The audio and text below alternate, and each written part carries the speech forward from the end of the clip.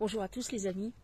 Alors, par rapport à la vidéo que j'ai fait il y a quelques jours sur le nettoyage et la transmutation, une autre personne m'a posé la question, est-ce que pour transmuter les programmes et les croyances, il est nécessaire de les connaître? Oui et non, en fait. À savoir que vous pouvez tout à fait vous placer donc dans votre bien aligné avec votre corps, dans votre pilier, bien ancré dans le sol, bien dans le moment présent, et avec votre partie divine, décider de purger, de nettoyer toutes les informations, toutes les émotions qui circulent sur le moment, que vous n'identifiez pas forcément, mais qui sont présentes. Vous avez simplement à nommer le fait, je purge, je nettoie toutes les informations et toutes les émotions qui sont en ce moment présentes au travers de mon ego et que je peux purger. C'est-à-dire celles qui sont à disposition. En fait, c'est comme la poussière. En fait, finalement, il y a la poussière qui se voit sur le moment. Vous pouvez la nettoyer puisque vous la voyez. Pour les programmes et les croyances, c'est exactement la même chose, à savoir que effectivement, vous pouvez demander à transmuter tous les programmes et toutes les croyances que vous avez en ce moment et qui sont disponibles pour être transmutés. Après, vous pouvez aller plus loin et entre guillemets, aller à la recherche des programmes et des croyances qui sont souvent que vous pouvez identifier au travers de situations récurrentes chez vous. Alors je vais prendre un exemple personnel, parce que, pas spécialement pour parler de moi, mais disons que ça peut vous aider en fait tout simplement. Disons que moi j'ai 5 enfants et je n'ai pas fait mes enfants en conscience. Quand je dis je n'ai pas fait mes enfants en conscience, c'est j'ai fait mes enfants sans vraiment me poser de questions, j'avais envie d'avoir des enfants et voilà. Par contre, lorsque mes enfants ont grandi, ils m'ont fait prendre conscience, c'est-à-dire au fur et à mesure,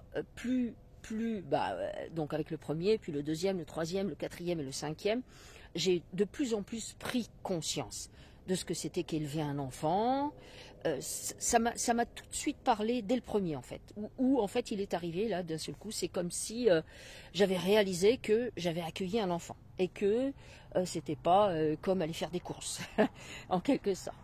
Et par rapport à mon histoire personnelle, ça a soulevé chez moi énormément de culpabilité et de responsabilité, mais un truc du genre oh là là là là, je suis responsable de mon enfant, mais comme je ne l'ai pas fait en conscience, même si au départ je ne mettais pas des mots là-dessus, mais comme je ne l'ai pas fait en conscience, parce qu'il y avait une petite voix qui me disait ça, donc du coup ça générait une forte culpabilité et une forte responsabilité par rapport à mes enfants.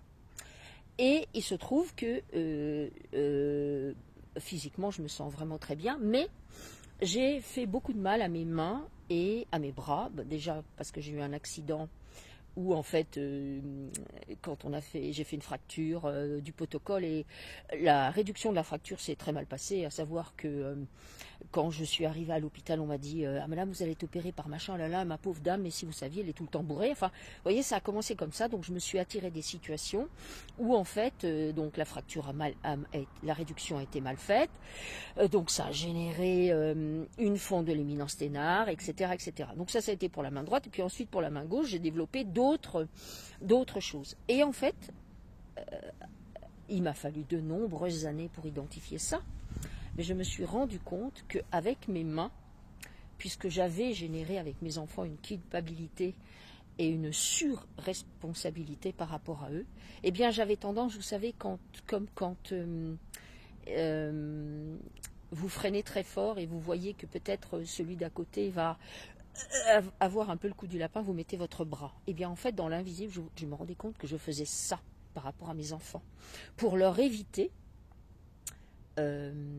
des désagréments, des problématiques que moi je pensais pouvoir résoudre pour eux, simplement parce que j'avais cette espèce de culpabilité, de surresponsabilité par rapport à eux. Voilà. Donc, du coup, qu'est-ce que je fais par rapport à mes bras, par rapport à mes mains? Non seulement je me mets dans mon pilier, je vais procéder à une détoxification de mes mains, de mes doigts, de mes poignets, de mes avant-bras, de mes coudes, de mes bras, je vais même jusqu'à les accroches au niveau de la colonne vertébrale et des épaules. Et en même temps que je fais ça, cette détoxification, eh bien je vais prendre en charge tous les programmes et toutes les croyances qui sont relatives à ça et qui se sont posées à cet endroit-là dans mon corps et qui concernent la responsabilité que en fait on se met sur le dos, qui n'est pas forcément légitime vis-à-vis des autres. En même temps que je fais ça, je vais aussi faire un nettoyage de toutes les informations et de toutes les émotions que j'ai posées dans mes doigts, dans mes mains, dans mes poignets, dans mes avant-bras, dans mes coudes et dans mes bras et dans mes épaules.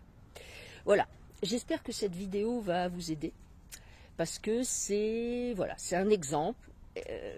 Voyez chez vous ce que ça fait et où vous placez vos croyances, où elles se placent et où elles vont s'installer dans votre corps et qu'est-ce que ça génère comme désagrément. Je vous dis à très bientôt. Au revoir et bonne expérimentation surtout.